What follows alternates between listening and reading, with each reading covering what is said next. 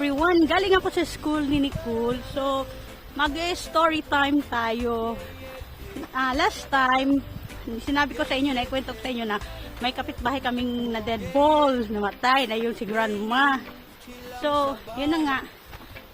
Yung kapitbahay namin na dead ball. So, dahil nga paranoid ako, at yung asawa ko is may pagka little bit chismoso. Akala ko kasi na lumabas kasi siya ng bahay that time, holiday yun. Yung not totally holiday, yung Saturday and Sunday. Tapos, umuulan ng snow.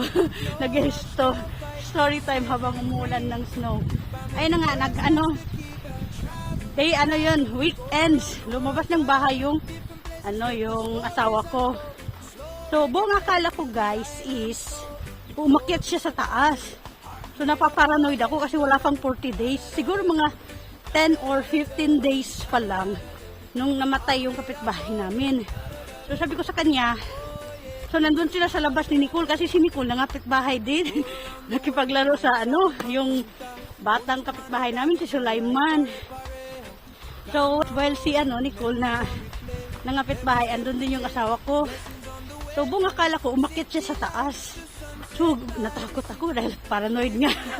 Dahil nga buntis tayo, paranoid ako guys. Sandali lang guys, tigil ko kasi may mga tao sa... Ayun na, pagpatuloy na natin guys. So, ayun na nga, dahil paranoid nga ako guys. So, I was thinking na yung asawa ko, pumunta siya sa 5th floor na. Umakyat siya sa 5th floor. Nasa, kasi kami 4th floor. Yung kasunod is last floor is the 5th floor. So, I was all thinking na umakyat siya sa taas kasi siguro mga 1 oras siya nawala. Tapos, the whole hour, nasa loob lang ako ng bahay, hindi ako lumabas. Kasi nga, takot ako. Tapos, nung hinanap ko siya, nasaan ba yung asawa ko? Alam ko, yung si Nicole, nasa kabilang bahay, yung anak ko. So, sabi ko, nasaan ba yung asawa ko? Bakit? Wala siya, hindi ko siya mahanap. So, sabi ko, ano kaya nangyari? Saan siya nakipag-chismisan tong asawa ko? Ayun na. Pag silip ko sa pintuan, sa labas, hindi ko siya mahanap. Sabi ko, saan kaya yun siya? Gigil na ako. Sabi ko, nangapit bahay na naman siguro to. Siguro nakipag-chismisan. Kasi weekdays nga. So, ayun na nga. Pag silip ko sa pintuan, wala siya. Sa labas, may koridor. So, sinarado ko yung pintuan para alam ko, papasok siya, magda-doorbell na lang. So, ayun na nga, nag-doorbell na siya. Mga siguro after 10 to 15 minutes, doorbell na siya. Pagkapasok niya sa bahay, sinabuyan ko ng asin. Bigla ko niya sinabuyan ng asin sa katawan niya. Sabi ko, saan ka galing? Saan ka galing? Bakit ka taas? Nagdadakdak na ako, nagulat siya. Excuse me. Sabi pa na asawa ko, what are you doing? Kasi pinagsasabuyan ko siya ng asin sa katawan. Mukha at ulo na lang talagang hindi. Sabi ko sa kanya, umakit ka sa taas. Walang tanong-tanong. Sabi ko diretso, umakit ka sa taas. Taboy, masasamang espiritu. Baka sumunod sa'yo yung espiritu. Alam mo naman, nabuntis ako. Baka dalawin tayo dito. Baka sumunod sa'yo. Baka pumasok dito sa bahay. Asin ka yung...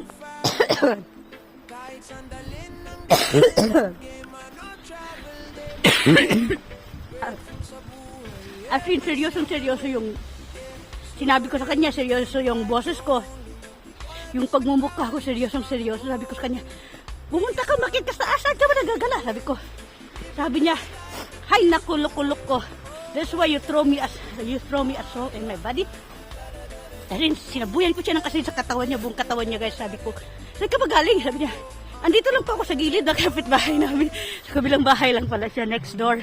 Akala ko kasi umakyat siya sa 5th floor. Kasi sinabuyan ko na siya agad ng kasi. Sabi niya, luko ka. What are you doing? Sabi niya, sa kanila daw, sa tradisyon daw nila, ang paghahagis daw ng asin is yung parang, ewan ko may term sila doon. Sabi parang hindi pwedeng maghagis ng asin. Sabi ko, hindi. Kasi buntis ako. Sa aming culture, ang pagtataboy ng asin is cleansing yun sa mga masasamang spiritus. Sinabuyan ko pa naman siya ng asin. Tapos yung asin na yun, may maliit-maliit na bawang. Gulat na gulat siya. Kasi inanuhan ko, naghiwa-hiwa ako ng bawang. Habang naghiwa kasi ako ng bawang, sabi ko, luko-luko ka, nangapit-bahay ka, nakipag-chismisan ka, wala ka man lang sinabi. Wala pang 40 days yung wala pang 40 days yung kapitbahay natin namatay. Tapos, umakit ka sa taas. Grabing dada ko talaga. Sabi ko, alam mo yung paranoid ka, takot ka kasi nga buntis ka. Tapos, iniisip mo, baka dalawin ka. As in, nagulat yung asawa ko yun. Sobrang natawa ako kasi nga, ang peak doon na sobrang nakakatawa yung hinagisan ko siya ng yun nga asin at bawang na may dinikdik na bawang na maliliit. As in, gulat na gulat siya. As in, natawa ako after kong nalaman na nasa next door lang pala siya, nakipag-chismisan, tapos pumasok siya sa bahay. Ako naman, nasa loob ng bahay lang, walang kaalam-alam. Ang buong akala ko, buong akala ko, umakyat sa 4th floor. Kasi out of curiosity ba, baka umakyat siya sa taas, yun ang iniisip ko, advance nag-isip. Paranoid, advance nag-isip. Malamig pa rin.